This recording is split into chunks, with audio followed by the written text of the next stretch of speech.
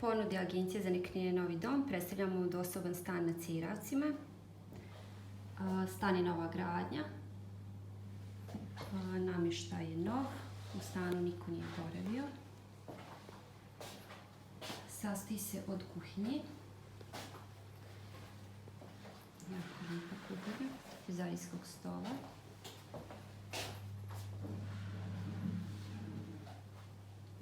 dnevnog boravka,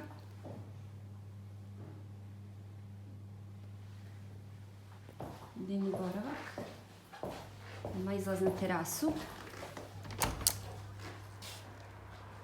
koju možete uživati sa pogledom na Fis i Bingo.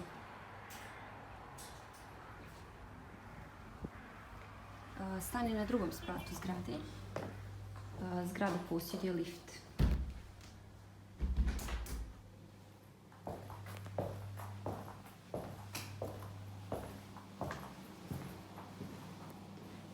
Iz dnevnog boravka ulazimo u spavaću sobu. Ovdje ima mogućnost da se stavi francuski ležaj, to je po želji zakupca. Spavaća soba također izlazi na istu terasu sa istim pogledom na Fis i Bingo, na ormar za smještaj garderobe i kupatilo. Veš mašina koja je nova.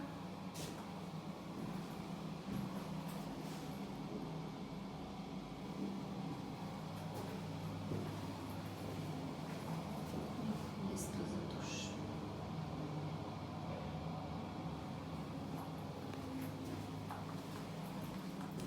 Ovo je hodnik.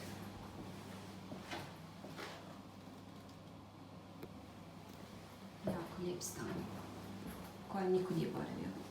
Za sve dodatne informacije možete nas kontaktirati na broj telefona 066 885 399 ili nas posjetite na našoj adresi Bosanska broj 9 u Bihaću preko puta općine.